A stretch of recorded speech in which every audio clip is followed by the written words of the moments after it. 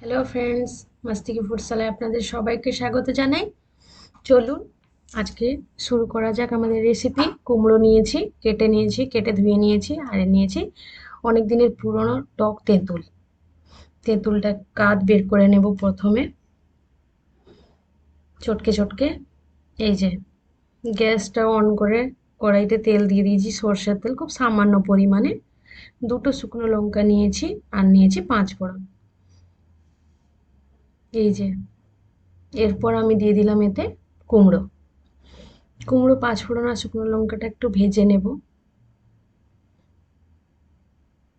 ভালো করে নাড়িয়ে নিয়ে এতে আমি দিয়ে দেব লবণ 1 চামচ এবং হলুদ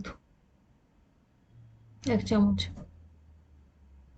দিয়ে ভালো করে মিশিয়ে নেব। খুবই সাধারণ রান্না, কিন্তু দুর্দান্ত খেতে।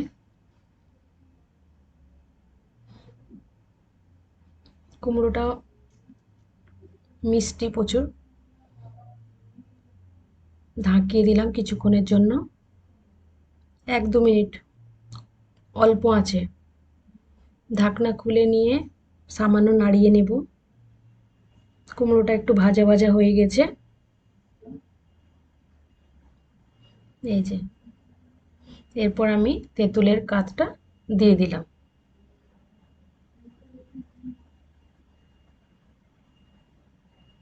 এরপর সামান্য চিনি যোগ করলাম।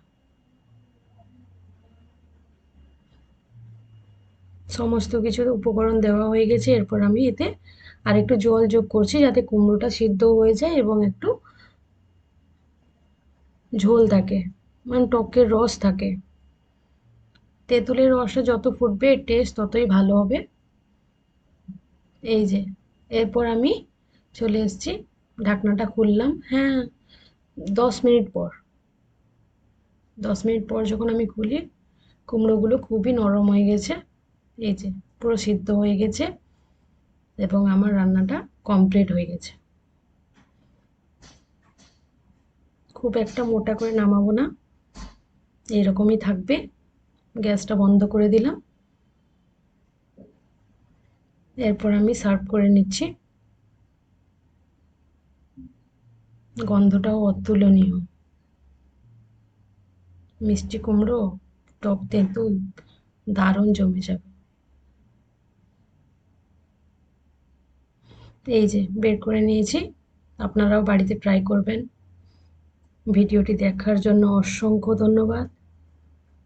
Please like, comment, share and subscribe. আপনারা পাশে থাকবেন।